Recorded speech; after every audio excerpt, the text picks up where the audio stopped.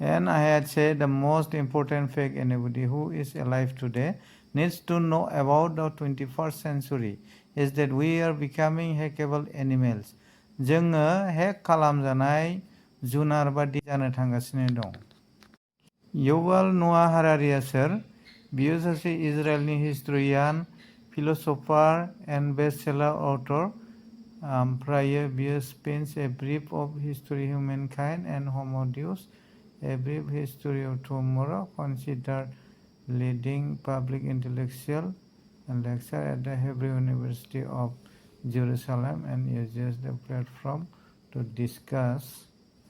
बियो इजराइल बिनि अनगायैबो बिथांहा मा रल दंबावो? बिथाङा जाहैबाय वर्ल्ड इकनमिक फरामनि सासे एजेन्डा कन्ट्रिबिउटर।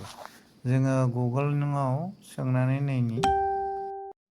आं गुगोलनाव सोंनायाव गुगोलआ एन्सार होबाय, Yes, historian and author Yuval Noah Harari is an agenda contributor of the World Economic Forum, WEF. सर्टआव WEF बुंबा नोंथांमोना मोनथि। आङो बिनि बागै उनावबो भिडिअ लाबोबाय थाबावगोन।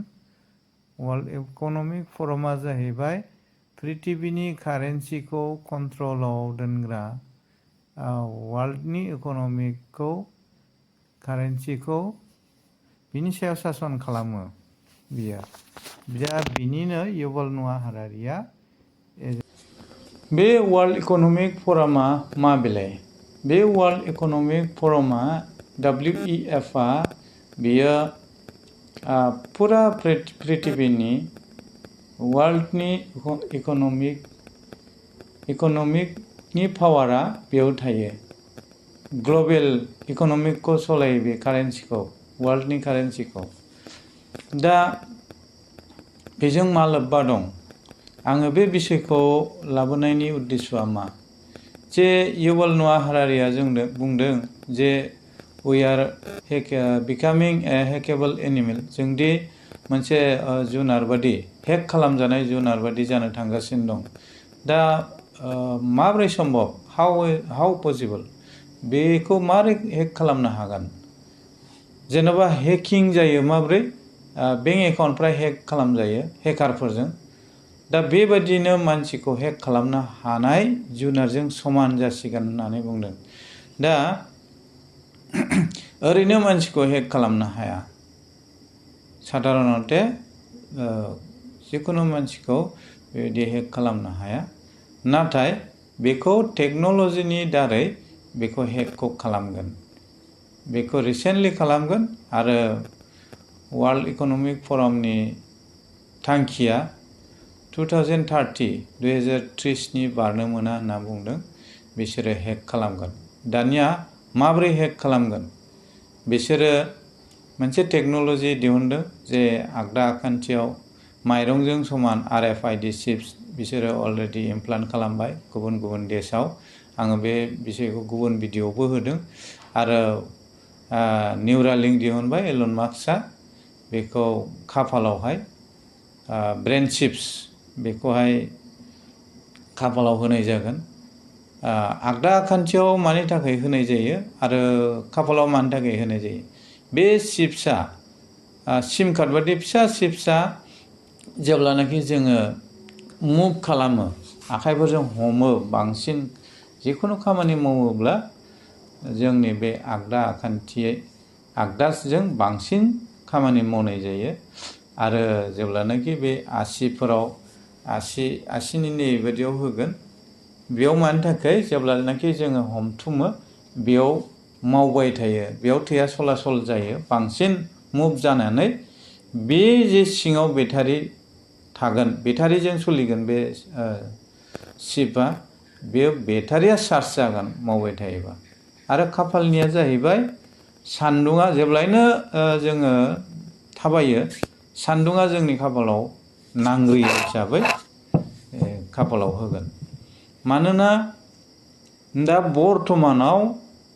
बर्थमानाव जे लगायदों RFID चिप आगदा आखान्थियाव, बे आगदा आखान्थियाव लगायनाया बेयाव गासिबो माबाया गैजोबा, GPS ट्रेक खालामनो हानाय बेबायदि सिस्टेम होथ'वाखै मानोना खेबसेनो बिदि होयोब्ला गासैखौबो होयोब्ला मानसिफ्रा गिगोन 666 फैबाय होननानै आरो बेखौ लानाय नङा मानसिफ्रा ओरैनो स्वीडेनाव बेखौ बिनि एगेन्स्टआव आन्दोलन खालामनो मानसिफ्रा ओंखारदों बेनिखायनो बिसोरो जास्ट अफिस सलायनो थाखाय आरो ट्रेन्जेक्सननि थाखाय जेरखम जों Google Pay PhonePe transaction खालामो जास्ट बेबायदि ट्रेन्जेक्सन खालामनो थाखाय बिसोरखौ बेखौ बाहायथ'दों जेब्लानाखि नर्मेल जागोन इजि जागोन अब्ला बै मोनसे टाइमाव बेखौ कम्पालसारि लाहोजोबगोन बयनोबो बेयो जाहैबाय उननि एजेन्डा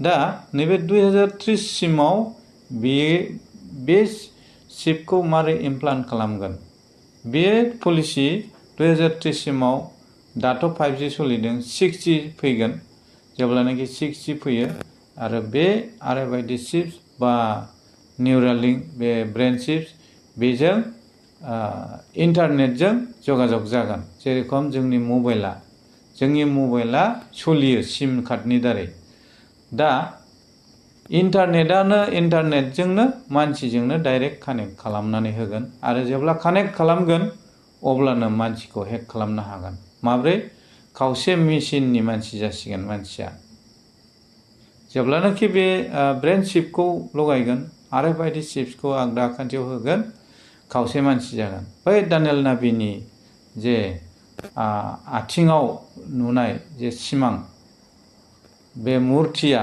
जे खावसे लहा खावसे हा नैबे लहानि ओंथियानो जाहैबाय मेसिनारि जोंनि ब्रेनाव मानसिनि ब्रेनाव जे चिप माइक्र'चिपखौ लगायगोन बे जाहैबाय लहा टेक्न'लजि आरो हाया जाहैबाय मानसिनि मोदोम जोङो हाजों दाजानाय जोबथानाय दा जोंनि जोबनाय समा फैबाय दानियेल नाभिनि बे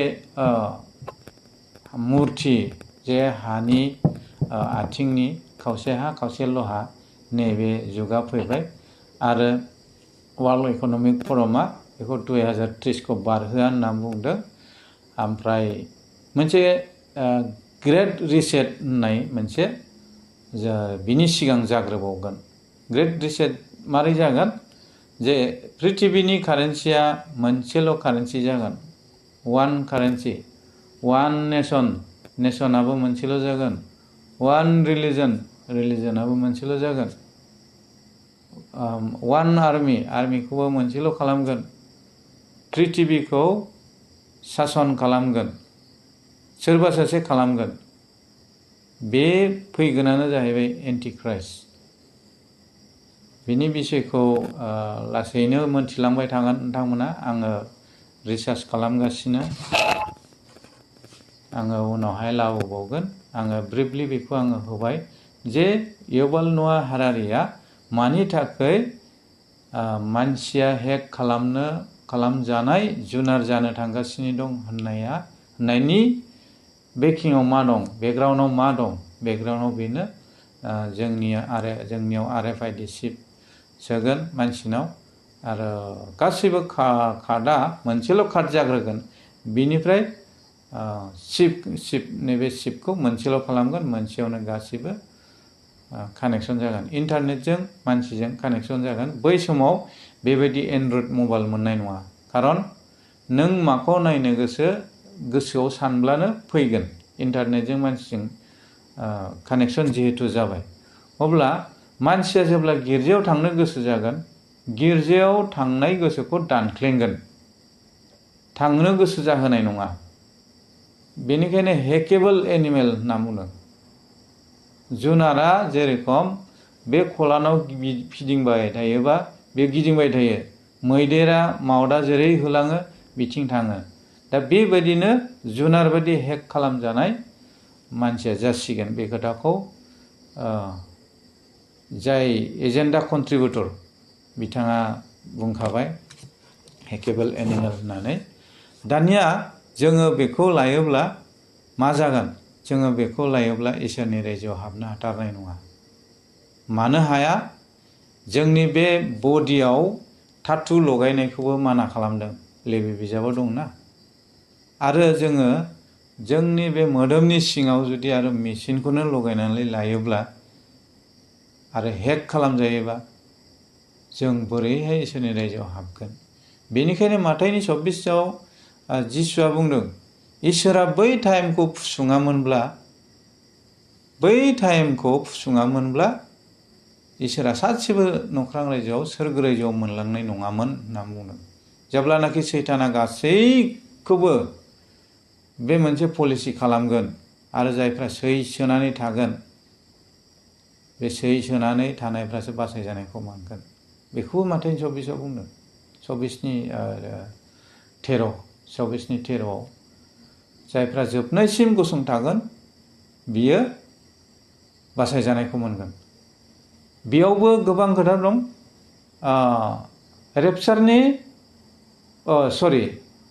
महाक्लेशनि सिगां रेपचार जागोन होननानै आसा खालामग्राफोर गोबां दं।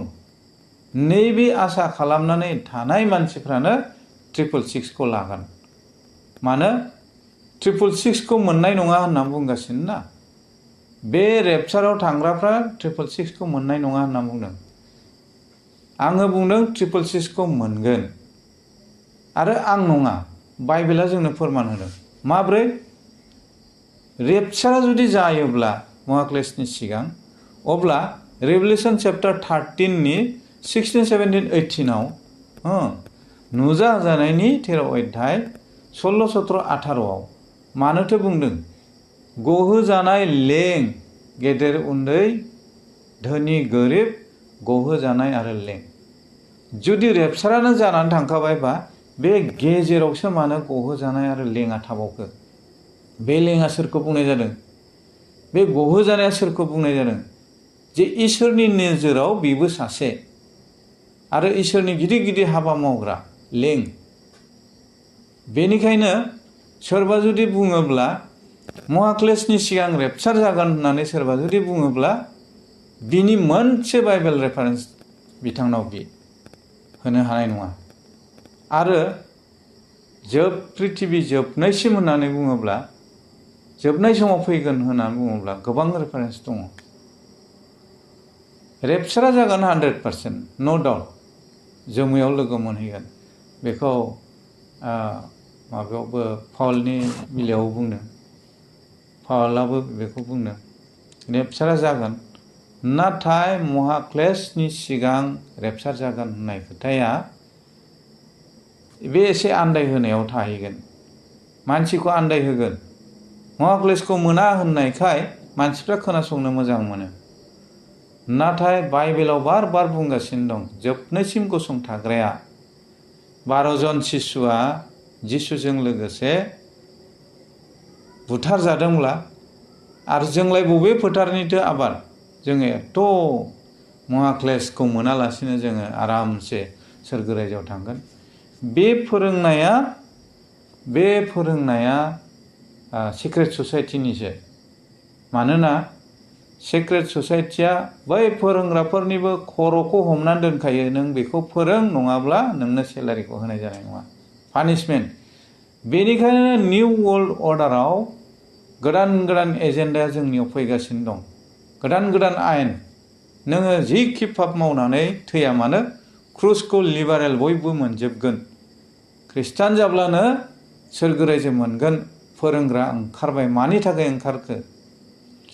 जाय मानसिया लेलाय लेलाय थैनोसै समाव आङो क्रुसखौ मोननाय नंला होननानै गोसोखांनानै पाप सिखार खालामनानै बियो थैनानै थाङोमोन, बे मानसिखौ क्रुसखौ मोनखागोन होननानै इजि भाबैनो थैहोनाय।